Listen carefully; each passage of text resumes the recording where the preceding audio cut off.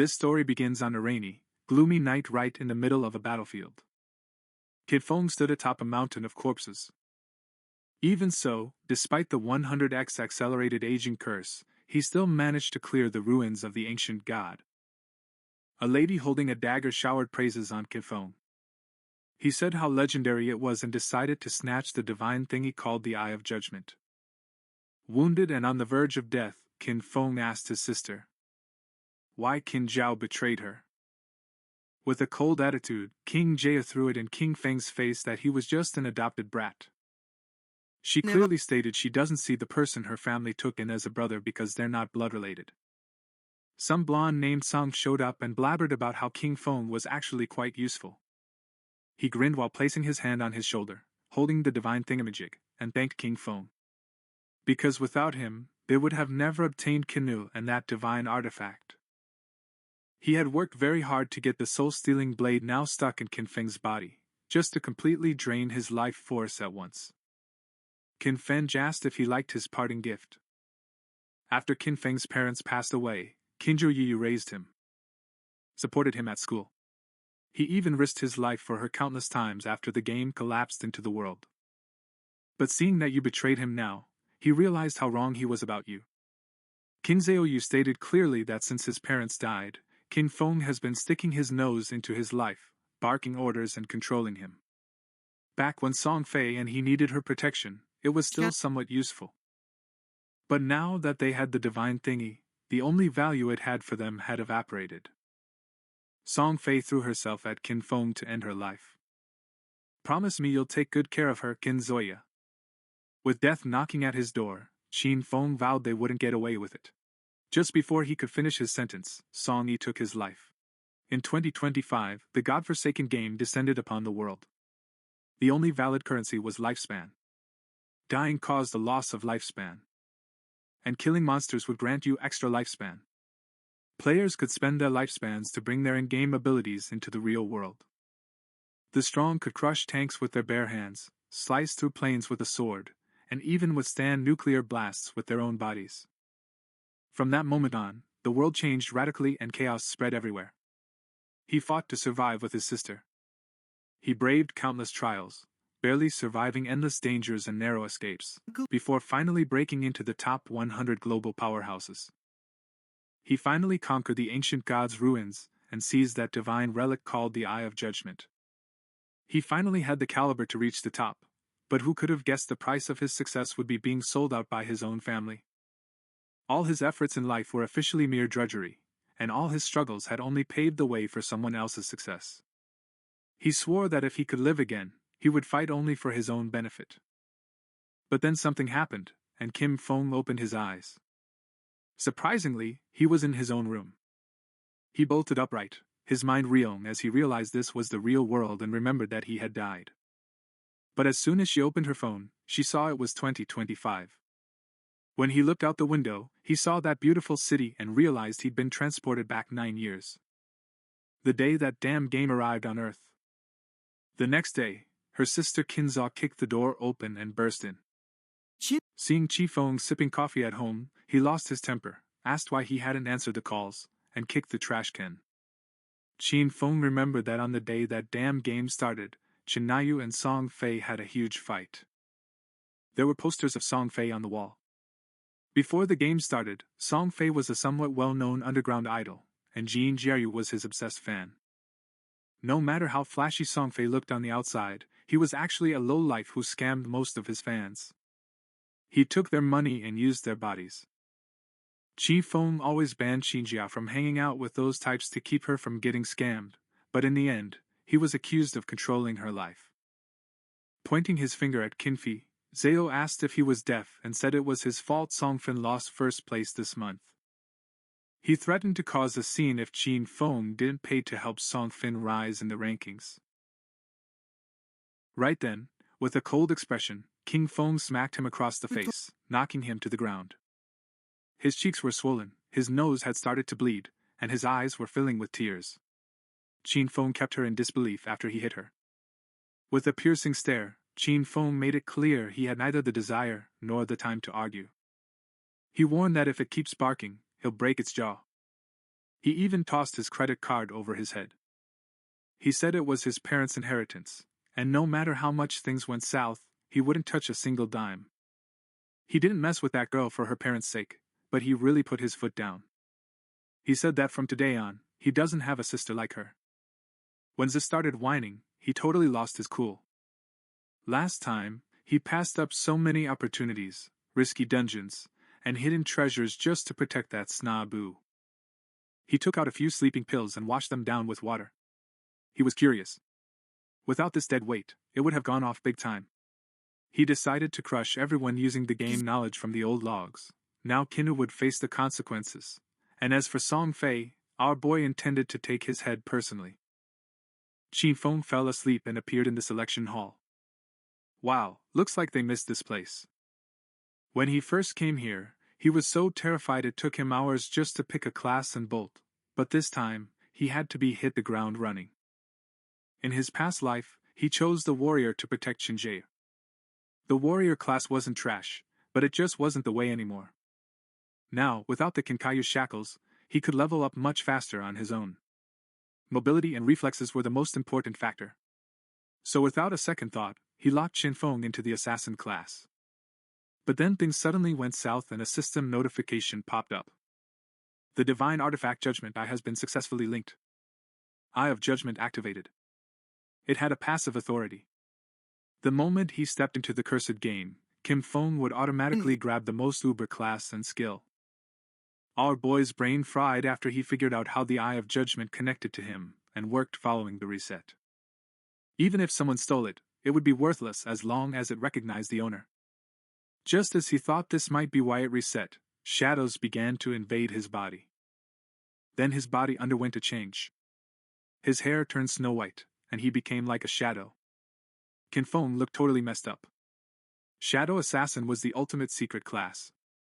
It had absolutely nothing to do with the warrior class. Just taking over this class last time gave him an incredible amount of power. Qin Feng's eyes widened in shock. Remembering every class has a tiny chance to unlock its secret, high-level version, and judgment power just made that possibility a reality. The system suddenly revealed itself, declaring this judicial power to be the universe's most pure and ancient primal force. Its might instantly disregarded any rules or order. Since Kim Feng lacked divinity, he couldn't activate this power at will, but its passive effect was always on. This revelation totally stunned our boy. It took a full 7 years after the start of the game God forgot for a powerful player to finally slip away from the Forsaken Realm and reach the Land of Order. Only then did humanity become aware of the existence of a regulatory power. But the truth is, even years later, no one had been able to seize that power of order. Starting out, Qin Feng wouldn't have believed even in his dreams he'd achieve this. He had already grasped that primitive power that crushed order and rules. All they had to do was escape this godforsaken realm and reach the realm of order to seize divinity. So he could run this power at full blast. Now he had a new goal in this life. Now that the class selection is done, the system asked him to enter his in-game nickname. Qin hesitated for a moment, but then chose the name Shadow. Since his class is shadow-based, he was teleported to a godforsaken realm called King Feng Hoop. This is a place where countless monsters roam. He should have watched his step. Because monsters were waiting to tear him apart and consume his life. You could leave town, hunt monsters, and earn tradable lifespans, but if you died in the game, half your life would be wasted. Qin Feng, both tradable and customizable, was in the safe zone of Shell Town. There were no monsters here, players couldn't attack each other, and the life depletion rate was 1x. A lot of people were practically forced into this game. Some were napping after eating, while others crashed after a long day's work. When they opened their eyes, they found themselves in this cursed place. All eyes were locked on Qin Feng. No one understood what his class was or why it looked so much weirder than theirs. Some who saw the dagger realized he was an assassin.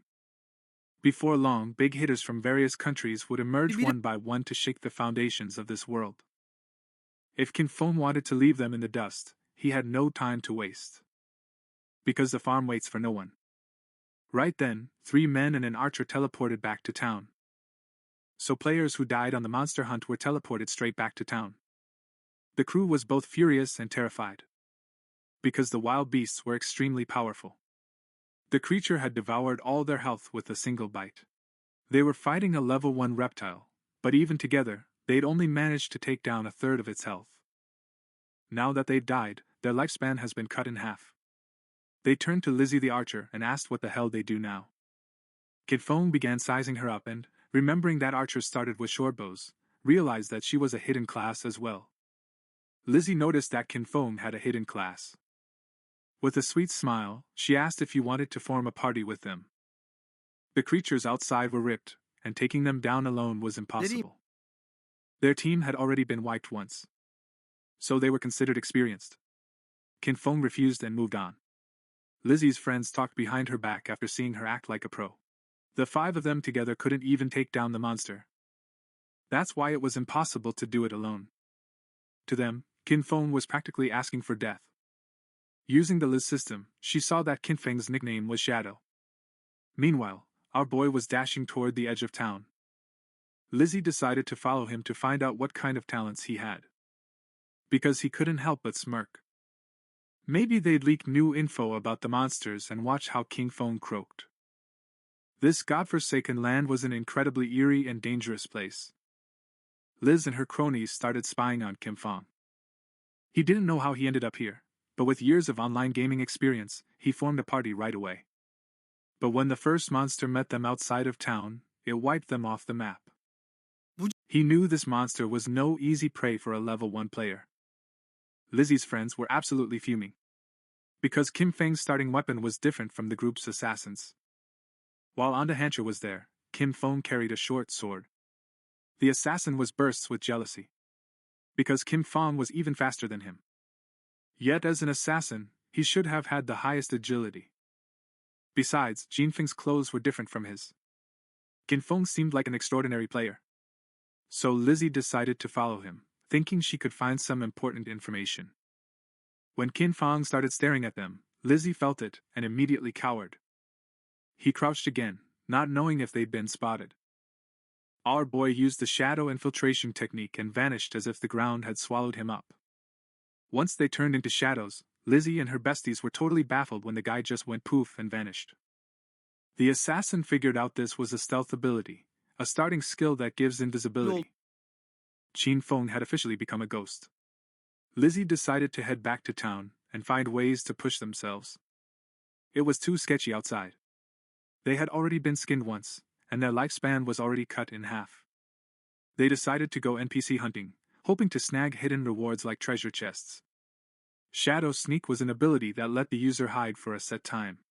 If you attacked, you'd be revealed, and the first hit after coming out of hiding got a massive damage boost.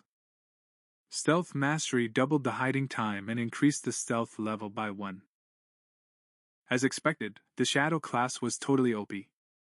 At this level, a normal assassin's stealth would be noticed instantly. But the Shadow class had its own mastery of stealth, making it impossible for even these monsters to notice him early in the game. Ours couldn't help but think how rookie Lizzie and her friends are. Because there was nothing in the starting town to truly increase your power. In this cursed game, it was just a nursery for the players. Noob players were nothing more than walking bait for monsters. A few seconds later, Jin Feng's invisibility ended. Luckily it wasn't too long. The cooldown had already started the moment he activated stealth. So in a few seconds, it wouldn't remain and would turn back into dust. Kin Feng's status window appeared on the screen. The code name was Shadow. The class was in Shade 2. He had a non-tradable lifespan of 75 years and 0 tradable lifespan. Strength 10, Stamina 13, Agility 18, and Spirit 15. All players started with 10 base stats, and different classes gave extra bonuses. The warrior class he chose in his past life gave him only 3 points of strength and endurance. But this time, the Shadow class boosted all his stats, and his agility increased by a full 8 points. He still had 5 free attribute points to distribute. Most players put points into strength or spirit to boost their physical or magic attack power. But this was a massive mistake. Without wasting a single second, Jin Fong dumped those 5 points into agility, and now he's reached a full 23. This statistic was the key to it all.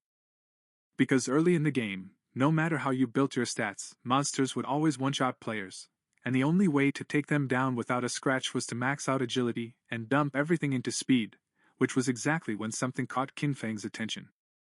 A freak was lurking behind the tree. It was a level 1, normal quality reptile, but the little rascal was evolving.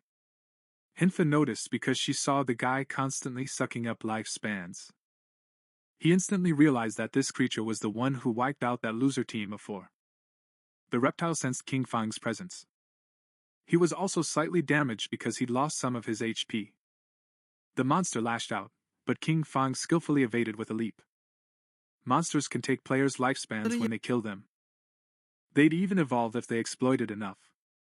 King Feng activated Shadow Seep, drew his dagger, and vanished into thin air just as the reptile approached. While the reptile was trying to figure out where he flew, King Feng appeared above it, leapt down with a sneak attack, and ruthlessly buried his short blade into its skull. Dealing 174 damage, he one-shot the beast and pocketed 10 experience points. He didn't expect to one-shot the crawler, but then he remembered that attacking its neck triggered a critical hit. Right then, a system window popped up. It stated that the backstab ability doubles damage if the attack comes from outside the enemy's field of vision. It explained why this reptile got one shot. The backstab ability combined lethally with multiple skills, creating a terrifying damage multiplier. King Feng gazed silently at the carcass. He remembered the times he spent as a warrior. Even a critical hit barely dealt 40 damage, and he fought for ages, almost dying just to kill one reptile. When the monster died, it dropped a glowing orb with a lifespan. Qin Feng clenched his fist and absorbed the lifespan. He gained 3 days of tradable lifespan and 54 years and 155 days of non-tradable lifespan. 5 people had died. Each of them had lost at least 20 to 30 years of their life expectancy.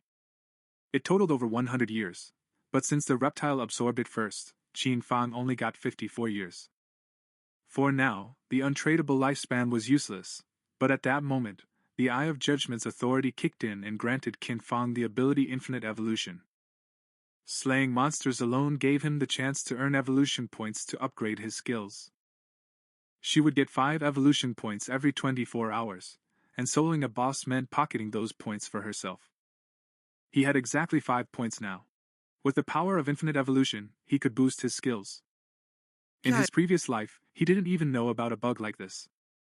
No matter what loot dropped from monsters, the level was fixed and upgrading was out of the question. This was a power that completely ignored the rules of the game. And did my kid stop? No, he went right back to pestering Golves the moment he escaped. 4 evolution points spent, and skills have successfully leveled up. The starting skill Shadow Escape jumped from normal to bronze, and its duration increased from 12 to 16 seconds. The out of stealth hit bonus jumped from 60 to 90, and the cooldown was shortened by 2 seconds. Back crush improved from weak to normal, and damage increased by 5%. Shadow Dash now took 16 seconds. With Stealth Mastery, this duration extended to 32 seconds. After staying in ghost mode for so long, he could remain permanently invisible, and if this buff had come earlier, he could have taken down that reptile in one hit. Even a full health reptile in a single hit. Right then, some guy walking with his girlfriend was talking about how lame the game was. If even a scrawny guy like Kim Fong could kill monsters all by himself. And the woman flattered him. They said a muscular guy like you could take down 10 people at once. The spineless jerk started smirking and swore to protect the girl. But Kim Fong had already realized there was a monster perched in the tree. He was full of himself. And with a grin, he asked if he wanted to join the team with them. Sensing danger, Qin Fong instantly vanished with a shadow evasion. Seeing this, Zertap thought he was afraid of my muscles. Then a spider dropped from the tree, and the two of them panicked. This was a level 1 bronze monster feeder. He attacked and took them both out instantly. Shin Fong remembered that the feeder was a novice boss with 1600 HP. It was impossible for a normal rookie to take this on. Besides, he had a bunch of tiny baby spiders at his command. As the nourishing feast began, Kim Fong saw it as a perfect chance to test just how OP his new powers were. With a stealth strike, Kim Fong stabbed his short blade directly into the spider's eye.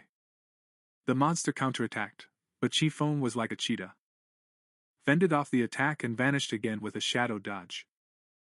Ours dealt exactly 338 damage with that attack. Meanwhile, he also took 9 damage. He barely escaped thanks to his agility.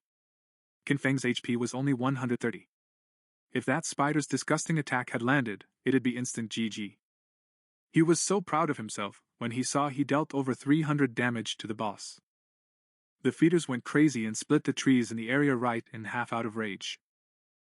Fong knew that these monsters were intelligent. The spider wasn't about to just stand there like an idiot and take a beating. Apparently, the spider was attacking everyone in sight to figure out where Fong was. Now even those little brats were on guard. That's why he couldn't just dive in as he pleased. With the spider distracted, Fong seized the moment and threw a stone. The stone hit his stomach, dealing 299 damage. Fong grabbed another stone, and his prediction proved correct. He realized his main damage comes from his hidden ambush skill and class enhancement bonus. I mean, he could deal painful damage even by throwing rocks. Now all he had to do was wait for Shadow Sneak's cooldown to end and throw one more stone. This would trigger the stone ambush attack bonuses. Backstabbing and weak point attacks. As soon as Shadow Sneak was ready, Fong threw another stone. He dealt 279 damage to the spider, and immediately popped Shadow Sneak again. The plan was incredibly simple. Hide like a coward until Shadow Lurk's cooldown is over, then strike again. Meanwhile in town, the leaderboard updated, showing the player Shadow took the top spot as the first to reach level 2 by defeating a bronze level feeder boss. The other players were in shock. They couldn't wrap their heads around how someone took down a boss when most were just mob food. Lizzie and the others were speechless when they saw Fong slay a boss and soar to level 2. They couldn't even handle normal mobs, so they thought this was definitely a system bug. The man and woman attacked by that giant spider respawned in town, and were shocked to see someone had taken it down. They realized Shadow was the brat they saw in the forest before. Back in the forest, the system announced Fong killed the feeder boss, gaining 300 EXP and 2 evolution points. Additionally, the Shell Town level leaderboard was opened. And that earned our kids some reputation points. The moment that giant spider died, Fong began absorbing its lifespan. The little ones had scattered. It was a total waste. He couldn't help but complain. To grind more XP, he had to deal with those little spiders first. 46 tradable lifespans and a new skill book called Bronze to Greedy Hand. Along with it, he seized an abrasive dagger. It had 35 damage and 4 agility points. After learning the greed skill, Fong could use it on defeated monsters for a 20% chance to gain extra loot. Fong was a bit stunned because the bronze bird didn't expect this god-tier assassin skill to drop. This ability really boosted loot collection in the late game. Defeating powerful bosses meant a 20% chance for extra loot. Based on what Fong remembered from his past life, there was someone in the God Slayer Guild whose combat power was mediocre. But simply because he had this talent, he became one of the most sought-after actors. He even had a private bodyguard who went everywhere with him. Feng's eyes went wide with shock. He realized that even with an activation rate of just 20%, if combined with the infinite evolution talent, he could increase both the drop rate and the loot amount forever. The next day, the students were going to school. Zorian's friend asked if she'd call Qin, and wasn't she going to apologize? He reminded them of when they skipped the exam to secretly back up Songye. Feng was certain she was absolutely furious with him. Shea refused because he did nothing wrong. Plus, they almost missed the entry time because of him. According to her, the person who should apologize is Fengdi. His friend tried to convince him. Because Fong treated her so well, and he also asked what happened to her face. Xiaoyu didn't change her mind. Because all Fong did was poke his nose into his business and made up an excuse, saying he tripped and cut his face. When they entered the school, they saw many students gathered in front of a classroom. His best friend got curious, pushed through the crowd, and burst into the classroom. There, he saw Zhangwei's body becoming translucent. One of his rich friends said he wasn't so sure. But he said he was gonna nap, and by the time they turned around, the kid was already like this. This wasn't an isolated incident. The internet was literally blowing up. People all over the world were experiencing the same eerie phenomenon, and some so-called experts said if anyone fell asleep, they'd turn into a ghostly, translucent form, and nobody knew why. Her friend went into panic mode and decided to call and warn her family, telling Xiaoyu to call her brother just in case, but she refused. Because he'd rather see him dead than contact him. Meanwhile, Kim Fong evolved his new talent, greed. They upgraded their quality from bronze to gold. Now, the chance of getting extra loot from an enemy jumped from 20% to 70%, allowing our guy to learn greed and bag 2 points. Kim Fong clenched his fist and triggered the ability. He earned 2 evolution points and 46 days of tradable lifespan. He was more than satisfied with what he got. He had 2 evolution points and knew he needed 3 to raise greed to level 3, which would soon give him a 100% chance of extra loot. He knew that world governments must have figured it out by now and that more and more people would flock to the game. So he had to speed up his progress and equip items he could use. Kim Fong equipped the bronze-grade abrasive dagger. Gained 35 attack points and 4 agility points. He activated stealth mode to avoid drawing the monster's attention. Because he knew it wouldn't take long for people to realize that the skills and equipment in this game could be exported to the real world, and when that happened, the world was going to be in deep trouble. There were 2 conditions for moving skills and equipment outside. First is to reach level 10. The second is to have enough exchangeable lifespan. Killing the small monsters took too long. So he decided to find tougher bosses. Wandering nearby, he heard a fight breaking out. At the cliff, he saw players battling a level 2 swift predator. And its bronze class. Chi Fong was already planning to find stronger bosses, and now a swift predator had appeared before him. The timing was literally perfect. The monster attacked, but the player with the shield and mace blocked it effortlessly. Galen Wengdi. Qin Fong never expected to run into him here. Turns out the rumors going around were true. Word has it that when Wang first dove into the cursed game, he gathered a team entirely made of hidden class players. All 6 members of his team were secret class users. Wang instantly summoned a holy barrier and formed a golden jar to trap the beast. He belonged to a secret class called the Holy Shield Warrior. He had double the base stats of a normal warrior, and as if that wasn't enough, he also had a ridiculous innate invincibility skill. The moment the monster was distracted, the team's mage summoned a fireball and slammed it right into the creature's arm. The girl had a hidden mage class called Oracle. This gave him double the magic damage of a normal mage, plus the prophetic fireball ability included in the package.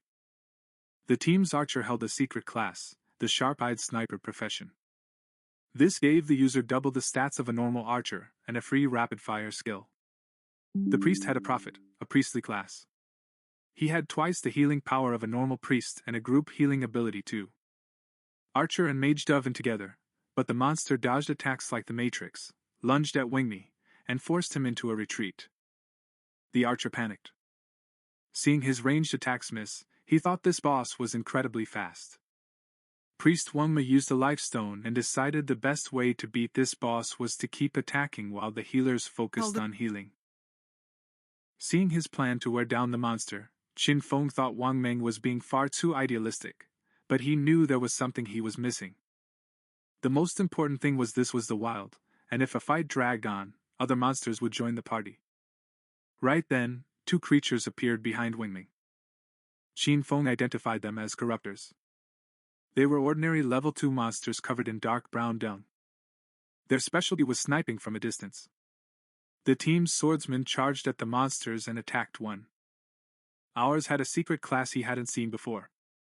The attack dealt 33 damage, and the swordsman soon realized these monsters' defense was like concrete. The corruptor basically vomited mud all over the swordsman. This was a binding spell, and now the guy's movement speed was slowed down. The other corruptor began chasing the sorceress, forcing her to flee in tears. But right at that moment, Qin Fong burst onto the stage. In the blink of an eye, he took off the monster's head. Dealing 441 damage, he saved the mage and blew everyone's minds. Ours attack is so OP that he one-shot the corruptor. The magical girl was confused and didn't know who did this, or if someone helped them.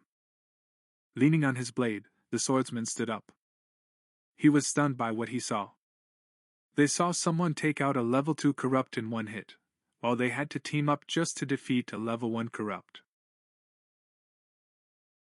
The corrupt tried to attack for 10 seconds, but King Fong moved like lightning again and blew the monster's head off. The swordsman began to tremble with fear, and Lizzie asked if he had seen who did it. The girl panicked and said she didn't see it. Wang stood up and asked them to stay focused. Deep down, he hoped King Fong would be on their side. Only the attack predator remained, and our boy was watching it all from a branch as a reward for killing 2 level 2 corrupteds. He gained 40 experience points, 1 evolution point, a commentator skill book called Poison Dart, and 8 days of tradable lifespan. Xin Feng didn't waste a second and developed the Poison Dart, because it was a perfect mid-range poison damage ability. When upgraded, this skill reached level 2 and rose from common to silver quality.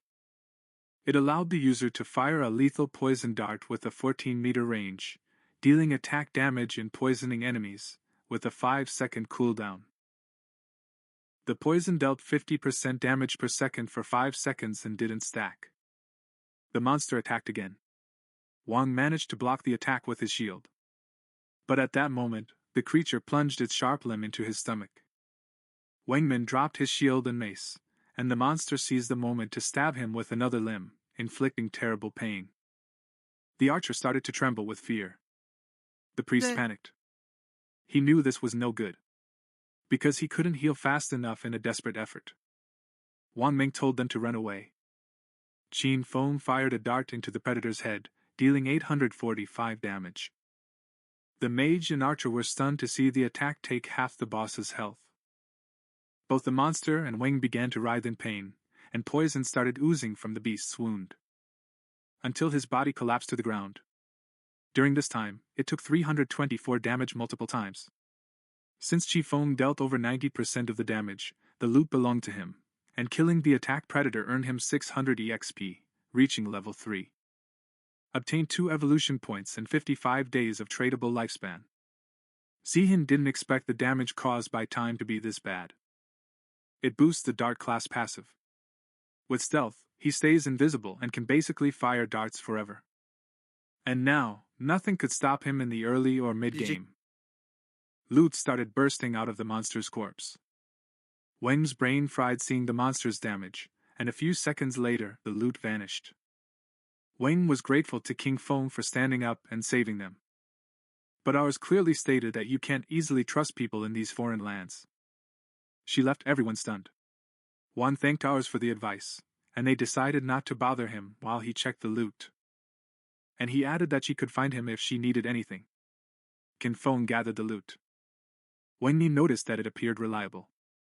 Plus, he had the backing of the well-resourced Daxia government. Ours decided to find a stable sales channel to sell off unused loot. He used Greedy Hand. He earned 3 evolution points for 55 days of tradable lifespan. Sprint Predator obtained bronze-quality leather knee pads. Our guys equipped the leather greaves. Gained 9 points of physical defense and 5 points to all elemental resistance, along with 15% cooldown speed.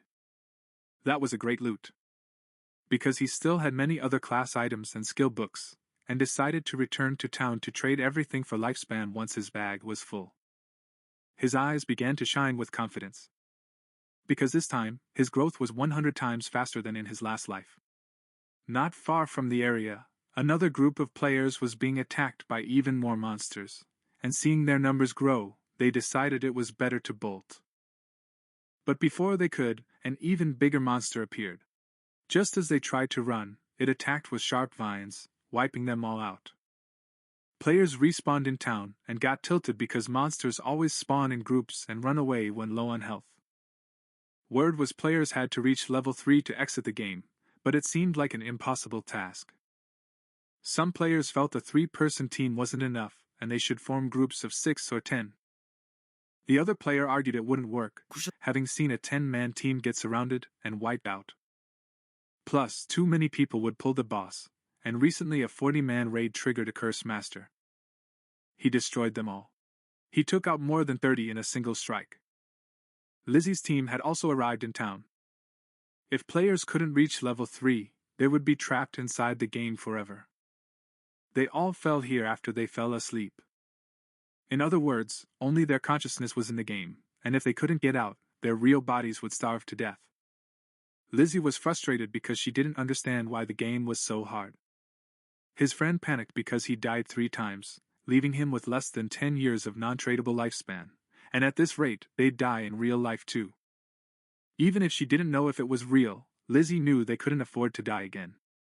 Shadow was a bit confused to see that he's level 3. He realized she must have found a cheat. He knew they needed her to carry them, and to escape this game, they had to reach level 3. Clenching his fist, he ordered his team to spread the news.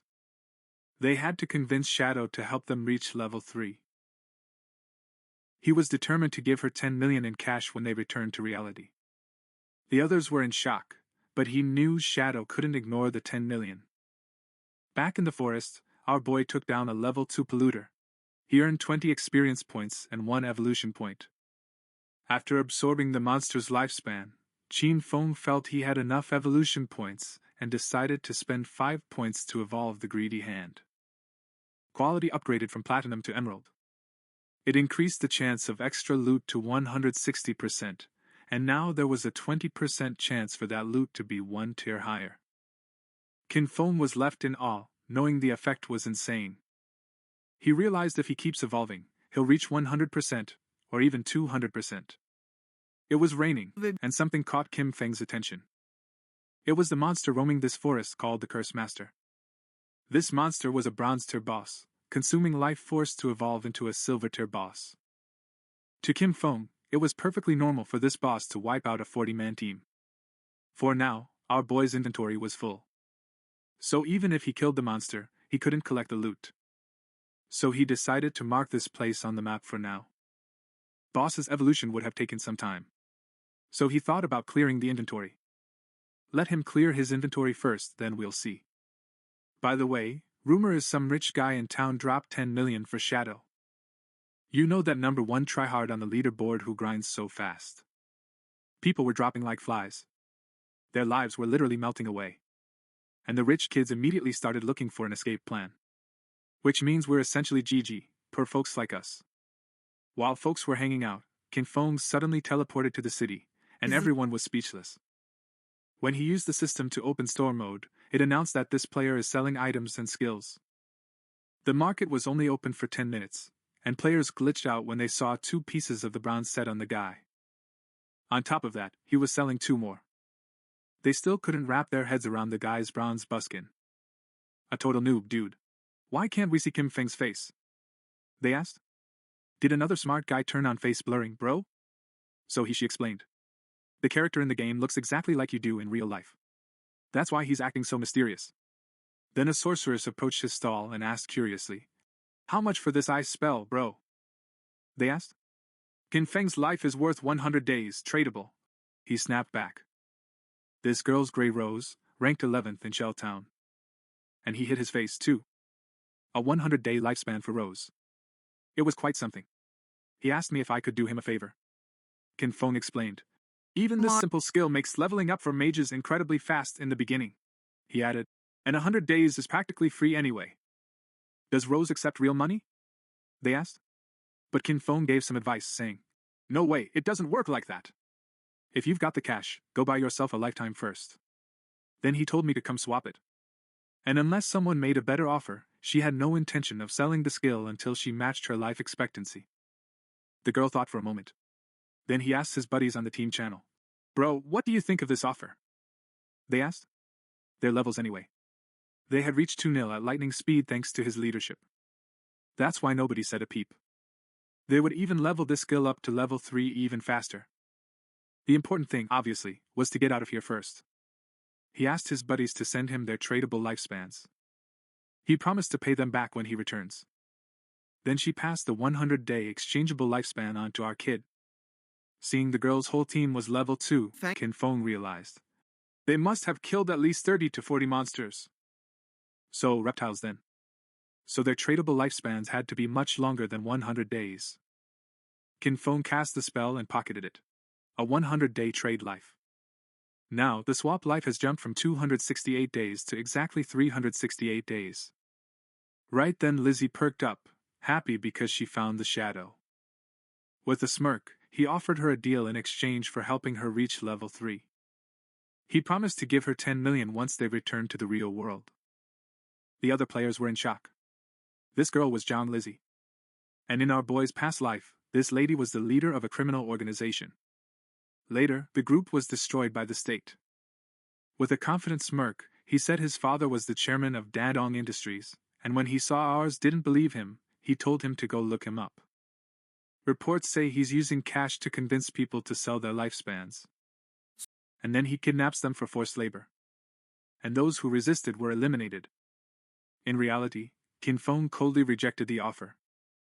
Because he knew what he was really like. Lizzie admitted that Shadow is strong in this game. But he said nobody knows how the game works yet. So he advised her to team up with him, and in return, he'd ensure she lived in luxury. Cars, houses, women, and everything he wants. Qin Fong didn't change his mind at all and told him not to interfere with his work. He knew better than anyone that cash was worthless, and soon the only universal currency would be tradable life. Lizzie got really arrogant and made it clear that if this were the real world, she'd put her in her place. Qinfeng's murderous look made it clear he'd kill him if he said one more word. Until their life drops to 0. Lizzie and her squad felt the heat and bolted without wasting a second. A few minutes later, our guy sold the last item on his stall. The bronze-level shining robe.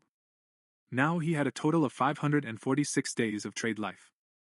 Now that he's sold everything, he's decided it's time to deal with the Curse Master. No one knew it was invisible yet, but tradable lifespans could bring abilities to life, and soon this damn game would plunge the real world into chaos. Along with the real world histories people once took pride in, soon only personal power would matter. Lizzie and her team left the area. They were out of breath from running and Lizzie, in the shadow. Not only did he brush her off. And even worse, he gave me the look. And the girl swore. As soon as she returns to the real world, she'll find him and pull the plug. While he was setting these up, a guy named Mao Lijun, also known as Lao Mao, approached him. Lao Mao bet that he was on the 2nd level. He said there are some fancy tactics to level up in the game. He took the 10 million offer Shadow rejected and offered to bring Lizzie and her team to level 3. Getting suspicious, Lizzie asked what Lao Mao meant by that tactical remark. Lao Mao also told it. He told Lizzie he usually keeps these tricks to himself, but he'd do her a solid. He said in this case, to level up, you need to dump all your stat points into agility immediately. Doing this will make your running speed faster than the monsters. So it's supposed to help you win without taking a single scratch. Lizzie was shell-shocked because she dumped all her points into strength. She accepted Leo's offer. He accepted Mao's offer but said he'd only pay him 5 million because he's not as much of a boss as Shadow. Lao Mao agreed, noting that Shadow is strong. It was super weird of him to turn down that much money. Meanwhile, Qin Fong had reached that eerie spot he marked on the map earlier. While still in ambush, he noticed the monster had reached silver rank, and the crisis around it showed it was still evolving into something even more disgusting. Poison arrow ability activated. He knew the beast evolution to the gold rank would take 7 or 8 hours. Not intending to wait that long, he fired a poison arrow. His stealth strike dealt 659 damage to the monster. And the poison continued to melt the monster at 219 points per second. He quickly leaped onto the monster. Using Shadow Seep, he knew the silver boss's HP was 2 or 3 times higher than a bronze monster's. For someone at level 1. Suddenly, the monster began to gather a massive amount of magic in its hands, and it kept swelling. Qin Fong thought that hitting the monster 2 or 3 more times with his poison arrow skill would be enough. But suddenly, the monster launched a powerful attack that shook the area. It leveled the surrounding area. This explains that the monster is a magical boss with wide-range area damage abilities. After launching the poison arrow, he quickly retreated and narrowly escaped the attack range while still invisible. With his current HP and defense, he realized one hit from the beast would finish him in a single bite. As the war raged on, the monster began gathering strength for another massive attack. The massive figure turned toward him, but he stayed calm and moved forward carefully. On the battlefield, he was biting his nails while waiting for his ability to cool down. That secret shadow gizmo wasn't ready yet, so he had to wait for a moment of stupidity from the beast. His plan was simple. Wait for the right time, strike a lethal blow, and vanish before the monster even knows what hit it. Seconds later, the creature stumbled. He was badly distracted. This was the chance. Without a second's delay, he dashed forward with that toxic ability. The attack hit the bullseye. It dealt 659 damage. Almost instantly, the poison took effect, draining 219 of the monster's HP per second. The monster, sensing danger, tried to flee, but Fong had no intention of letting it go. Eyes fixed on the prey, he followed with determination. The monster's battery was about to die. The escape attempt was a total disaster. It was pathetic. With a sudden move, Fong vanished and reappeared on the creature's head, pinning it to the ground. The system confirmed your victory instantly. Bless him. They'd already finished off the silver-level boss. Notifications started flowing down like a waterfall. He earned a total of 1,800 experience points, and instantly jumped from level 3 to 5. He also gained 4 evolution points and a ridiculous 124 days of exchangeable lifespan. He gave a wicked grin. He noticed how a single gray slash made him jump 2 levels and showered extra evolution points as the monster's corpse turned into loot. The upgraded ability destroyed the greedy hand. As the air shimmered, a system screen confirmed the loot had been devoured. The rewards were even more legendary than expected. On top of that, I got 4 evolution points and an extra 124 days of tradable lifespan. So his earnings had doubled. These sweet rewards put a sneaky smile on your face. Getting 2 extra bonuses instantly was really not bad. He realized the silver grade boss dropped a total of 12 evolution points and 372 days of tradable lifespan. Just as he was enjoying the rewards, another system alert popped up, showing he'd hit an unexpected jackpot. The side effect of the greedy hand had kicked in. He upgraded one of the items he collected from silver to gold rarity. He looked at the notification with interest. Holy cow, a gold tier item. Now it clicked why greedy hand was considered a jade level talent. He could literally push the loot beyond its original quality. Then his eyes caught the loot on the ground. There were 78 items scattered around, but there were only 10 damn slots left in the backpack. He let out a deep sigh. She realized what a huge waste of time it would be to run back every time she finished a cut.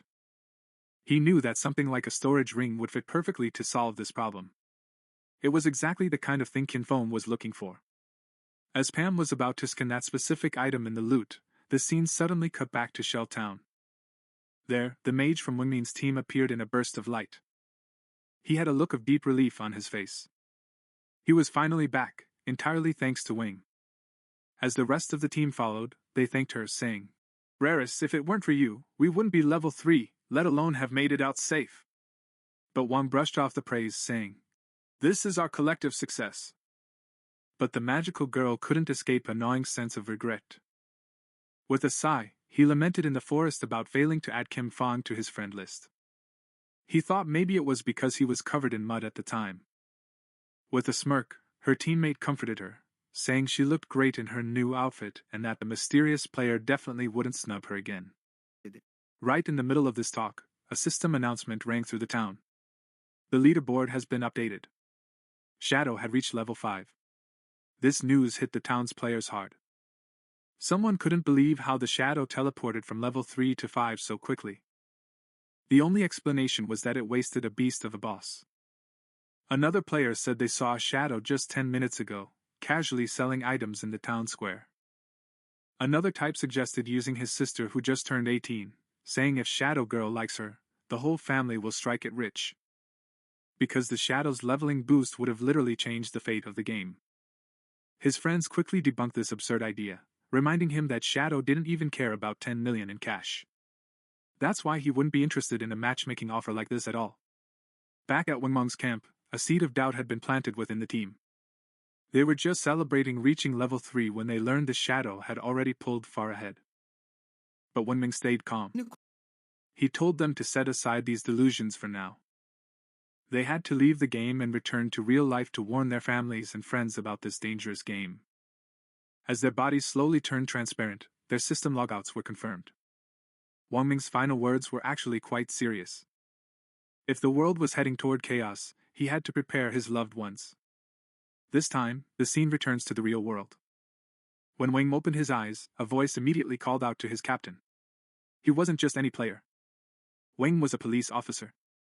His teammates gathered around him in a panic. They were scared to death. Someone mumbled that they're spooked because their body's starting to turn into a ghost. While he was unconscious, that chilling truth was etched into their minds. If a player says GG or loses all their lives, they don't just leave the game. They were literally being erased from real life. But they didn't have the luxury to dwell on this horror. Wang shot up like an arrow and gathered everyone. Because something bad had happened. Someone asked what was in the Winch report. Wang said they formed a party, and every member has a hidden class that gives them a huge advantage in the game. Still, they almost got wiped because of a single monster. They were rescued at the last minute by an unknown player named Shadow. Confirmed that the Wang Meng report was accurate to the letter. Then he started telling us about Shadow's incredible growth. When Shadow helped them, he was level 3, but by the time Wing and his crew got there, Shadow had already flown to level 5. A massive jump of exactly 2 levels. This news blew the officers' minds. One of them asked that question, stating the obvious. So you're saying this Shadow guy is like the most hardcore gamer in the world now? How did this guy level up so fast? Theories began to fly, and Wayne suggested that Shadow might have taken down a high-level boss or achieved a feat of that caliber. Another officer obsessed with details noticed something strange. According to Wang, Shadow was already level 3 when he saved them. If that's true, why didn't he log out of the game like the others? Or did this Shadow have no family or friends waiting for him in the real world? A female officer came up with a daring idea. Shadow thinks she might be a transmigrator. He's one of those guys popping up now, acting like power was written just for him. He said these transmigrators are usually orphans, which might explain why Shadow hasn't returned yet. His words brought an icy silence to the room, and he turned beet red with shame when he realized how big a blunder he made. An unimpressed senior officer told him to stop playing the fool in this serious meeting, calling him a newbie. He tossed her idea straight into the trash. She said her brain was fried from reading too many novels. Then, returning to the main issue, the officer dropped a critical piece of information. Secret reports from the top brass revealed that researchers were tracking a disturbing pattern. A lot of elderly people were mysteriously passing away in their sleep. When researchers compared this data with those returning from the forgotten game of the gods, they noticed something extremely disturbing. Turns out the couch potatoes are the same ones getting deleted over and over in the game. This brings us face to face with that terrible truth. If your health bar hits 0 in the game, you don't just die there. In real life, your plug gets pulled too. One of the cops flinches, saying this godforsaken game is an anomaly. It's something that way exceeds their capacity to understand. The chief inspector says, "Exactly, bro," whispering that we might be facing an invasion of unknown beings from higher dimensions. A deathly silence fills the room as everyone tries to digest this heavy information. The chief inspector dives straight into the urgent matters without missing a beat. He says people at the top, likely the government, are raining down emergency orders. All officers must form vanguard squads based on their positions, dive into the gods' forgotten game, and grind as much info as they can. This is no longer a simple police matter. The government is forming a special unit to handle this unprecedented crisis. It emphasizes that the event is global. Every country is basically speedrunning to figure out this new reality, and falling behind means a loss. For national security, they must get that info at any cost. The chief inspector then drops his decision. Anya will be the captain of the first team. She accepts the role without any hesitation. Juan is appointed as his right-hand man, the vice captain, and they're given the authority to form their own squad. Wang nods, realizing how base the mission is. The chief inspector then turns his attention to Shadow, the mysterious player Wang Meng encountered. Based on what Wangman said, Shadow doesn't seem like a malicious troll. So the chief commands on you and Wang Meng to go and become buddies with him. Their goal is to figure out who this Shadow guy is and form an alliance with him. It explains why Anyu is in charge of this. His vast knowledge of the game and lore makes him the perfect choice to investigate someone like Shadow. Because the guy's skills and moves are straight out of a legend. Chief Inspector Anyu hopes to turn Wanjin's Shadow into an ally, a character that can represent them in the game. If they succeed, they'll gain access to lethal intel that will grant them a strategic buff. Other police officers are tasked with stalling the public to maintain order and prevent a mass panic. However, as the sun sunsets, casting a golden glow over the city, officers prepare for the challenges ahead. The next day, the scene shifts to the main character's high school. His little sister sat at her desk, lost in deep thought. Students around are excitedly chatting about the latest news. A small group nearby is talking about a shocking discovery. Chan Wei, a student whose body is slowly fading, has reached level 3 in the game and logged out safely. One of the girls is changing. Sharing that wine is announcing something very important. If several people from the same area fall asleep at once, they all end up in the same starting village. This news creates both excitement and concern among the students. Another girl anxiously and insistently says this. If you're curious about what happens next in the story, don't forget to subscribe to the channel. You can support me by liking the video and leaving a comment. See you in the next episode.